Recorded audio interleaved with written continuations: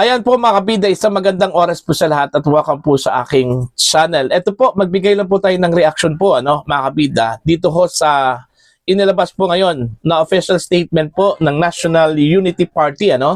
Isa po sa pinakamalaking partido, mga kabida, dyan po sa House of Representatives. No? Ito po'y patungkol ho sa impeachment complaints laban ho kay Vice President Sara Duterte. Naninindigan po ang partido, mga kabida, na since wala hong naipakitang mabibigat po na ebidensya po laban po sa Vice Presidente at puro rehash lang po, meaning paulit-ulit lang daw yung mga ebidensyang inihain po diyan po sa Kamara laban po kay Vice President Sara Duterte, malabo pong suportahan daw nila ito hong impeachment complaints laban ho kay VP Sara, mga kabida. Eto, babasahin ko lang po ito hong article ng News 5, NUP, no new evidence, no impeachment. Ayan, malinaw po yan, sa headline pa lang, mga kabida. Sinabi ng National Unity Party na wala pa silang nakikitang bagong ebidensya sa impeachment complaints laban kay Vice President Sara Duterte. Kaya malabong suportahan ito kung walang matibay na patunay. Ayan. Iginiit din ng partido na ang impeachment ay para sa pananagutan ayon sa konstitusyon at hindi dapat gawing kasangkalang politikal, habang hinihikayat ang Kongreso na tutukan ang mas mahalagang isyu ng bansa. So, yun po, ayaw ho nilang mag-participate dito ho sa impeachment proceedings against the Vice President po, kung wala lamang mga bagong ebidensyang ipepresenta po, mga kabida, ito hong mga complainants. Alright? Tandaan po natin, meron pong 4 na impeachment complaints na inihain po dyan sa House of Representatives, mga kabida. At in fact, nasa Committee on Justice na raw ito, Okay? Ito hong official statement po ng NUP. Ang ibig sabihin po dito, mga kabida, tila kumalas na po sila, dito ho sa usapin po ng impeachment. Alright? Anong sa tingin po ninyo? Ito po ba ay pagpapahiwatig po, na tila bumaliktad na po ito hong NUP, mga kabida, Timely kasi yung kanila hong paglabas po ng official statement, matapos pong mag-anunsyo ito hong si Vice President Sara Duterte, mga kabida, na siya po ay tatakbo bilang Pangulo po ng Pilipinas come 2028 presidential elections. Marami hong nabulabog po Marami hong na high blood. Okay, yung iba po natatakot daw, mga kabida, sa posible hong gawin po ni Vice President Sara Duterte kung sakali man po mananalo po dito. Kung sakali man po mananalo ito, mga kabida, sa 2028 presidential elections, sigurado daw na yung mga taong nanakit, okay, at nagpahiya po sa kanilang pamilya, nag-persecute politically, mga kabida, mananagot daw ito. Okay? Yun po yung pinag-alala po ng mga politiko, mga kabida. Kaya marami na raw nag-iisip po ngayon kung mananatili ba sila sa kanilang alyansa po dito ho sa administrasyong ito, mga kabida.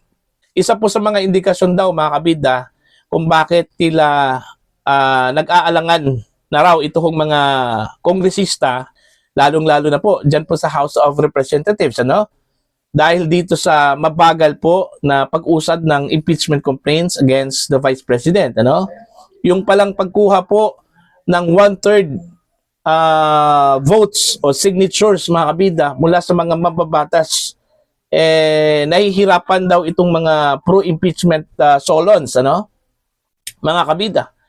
Kung maalala po ninyo, nung previous impeachment proceedings against the Vice President, mga kabida, shortcut po yon.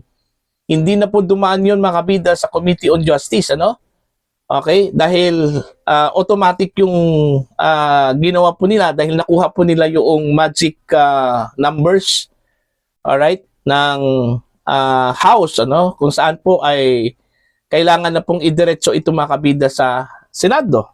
Okay? Automatic yung signature. In fact, umabot po ng 215 ata yon, na pirma. mula sa mga mambabatas po, ano, mga kabida, ano po. Alright?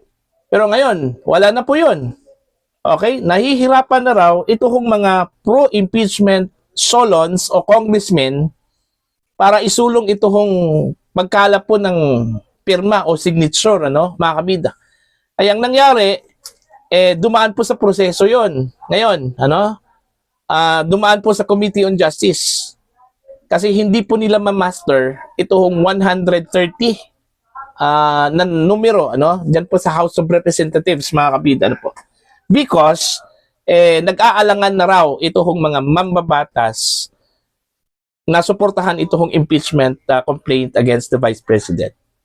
Dahil malinaw na po, mga kabida, na si Vice President Sara Duterte tatakbo po ito, ano? At bilang front runner, siyempre naman, matatakot ka talaga, ano? Mga kabida, banggain po. Kasi kung sakali man po manalo ito, mga kabida, ano po? Anong mukha na ihaharap mo sa kanya? Kung ngayon pa lang, mga kabida, kakalabanin mo na yon, ano? 'Di ba? So, itong mga politiko, itong mga kongresista, meron po silang inaalagaan political career. Okay? Hindi po pwede na hanggang dito lang po sila. Okay? Kung maaari po, mga kabida, magpapatuloy yung kanilang political career. So, paano yan mangyari kung kakalabanin po nila itong frontrunner po na si Vice President Sara Duterte? Kaya, normal lang daw ito, mga kabida, ayon po sa ilang mga political observers, ano, na meron pong mag-over the backod. Kaya nga, dito sa Pilipinas, kumbaga, normal na sa atin, ano, itong balimbingan. Okay? Every time kung mayroong bagong administrasyon, itong mga politikong ito, dun po papanig. Okay? Bihira lang po siguro, mga kabida, ng mga politiko po na they stand, okay, and firm with their parties and decisions, ano? Karamihan po, magpalit po ng partido. Kung sino po yung nasa posisyon, nasa poder, doon po sila aanib po. Ganun po yon dito sa Pilipinas. Kaya normal lang po yan. Hindi po dapat ipagtataka po, mga kabida, no? Na may mga politiko po na sometimes they refrain themselves, ano, from attacking a potential presidential, ano, mga kabida, ano po.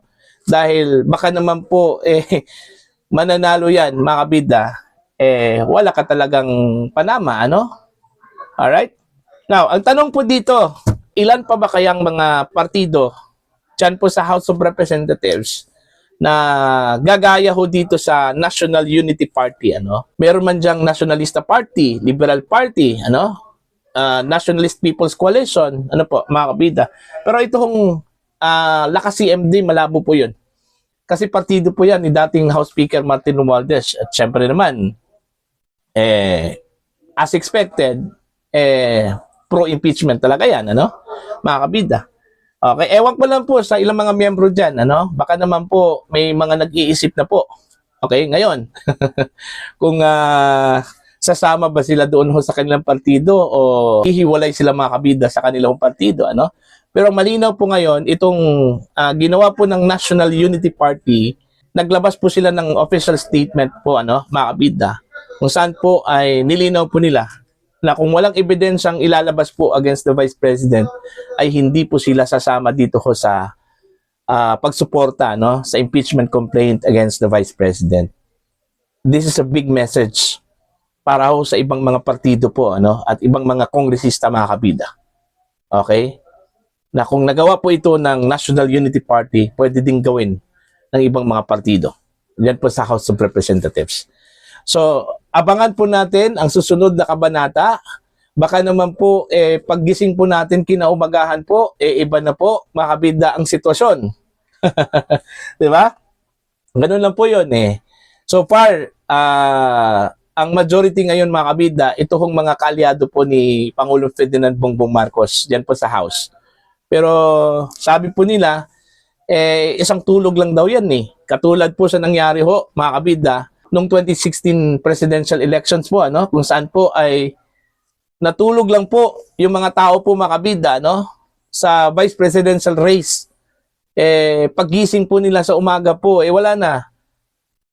Nanguna na po ito hong si Leni Robredo, ano? Nung gabi po ng eleksyon, ano? Malaki po yung lamang po ni Bongbong. Pero nung natulog po yung mga tao, paggising po nila, malaki na po yung lamang po ni Leni Robredo. Ganun lang po yun. Isang tulog lang po daw yan, mga kabida. At may posibilidad na magbabago daw ang sitwasyon pag kinaumagahan daw, ano? Okay? Abangan po natin yan kung meron bang susunod dito sa National Unity Party, ano? Mga kabida, na kumalas sa usapin po ng impeachment against the Vice President, mga kabida, ano po.